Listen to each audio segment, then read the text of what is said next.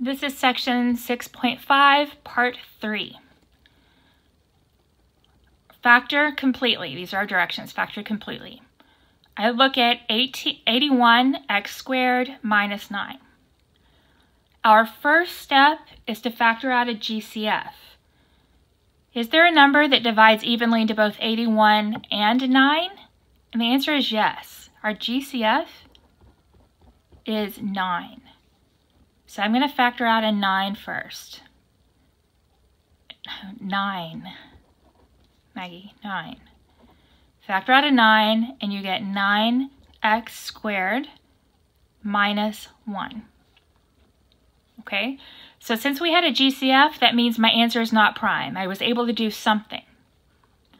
Now we want to look at this and see if it keeps going.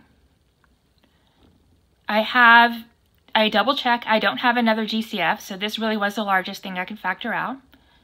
Ask yourself if you have perfect squares on the ends, since we have two terms. Well, I have a minus sign, so difference of squares is a possibility. 9x squared is a perfect square. Its square root is 3x. 1 is also a perfect square. The square root of 1 is 1. So I have a 3x and a 1. This is my A. This is my B.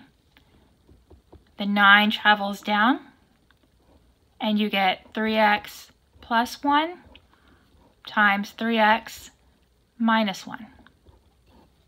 Okay. Now I want to work this again and show you what happens if you don't factor out the GCF first.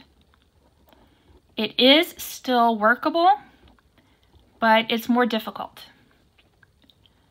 All right, so if I look at this and I don't see that I can factor out a GCF, 81x squared is a perfect square.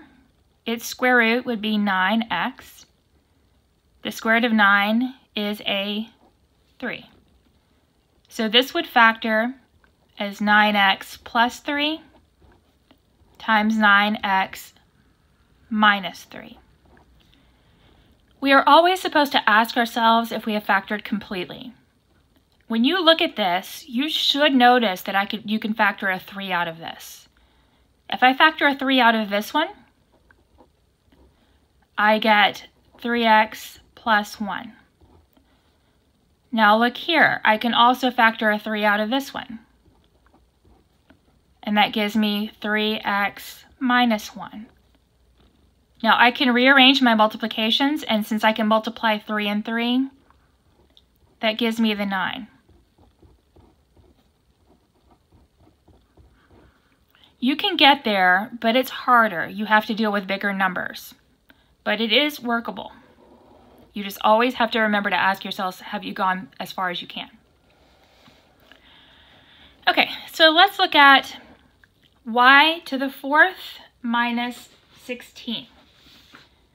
Now I see a 4th power here, and I see that I have what could be a difference of squares. I have two terms. I know 16 is a perfect square. I don't have a GCF, but what about this y to the 4th? What we need to remember is this property right here. A power raised to a power, we multiply those exponents. Now, any even number can be written as 2 times something.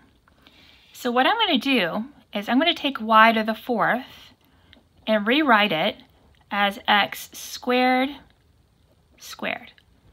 Power raised to a power, you multiply those and you're back here. Now, I'm not going to be using this, but if I wanted to take y to the 6th, I could write it as y cubed squared. So I can write that as a perfect square. I could do y to the 8th would be y to the 4th squared, and so on. Any even exponent can be written as something squared. So anything raised to an even power is a perfect square. So let's look at this. How can I rewrite y to the 4th? X squared squared. That means the square root of this would be y squared. The square root of 16 is 4. So I have a minus sign in the middle, perfect squares on the ends. So this factors as y squared plus 4 times y squared minus 4. Now you should always check to see if it factors any further.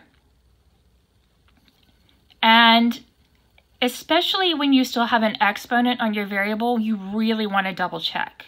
Now here I was able to find I had extra numbers in there, stuff I forgot to factor out earlier. But here it is a complete factoring again. I still have a variable in here raised to the first power, so let's look at that one alone. Do I have a GCF here? No.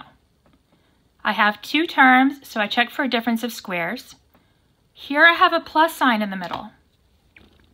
I must have a minus sign for a difference of squares. So this is not a difference of squares.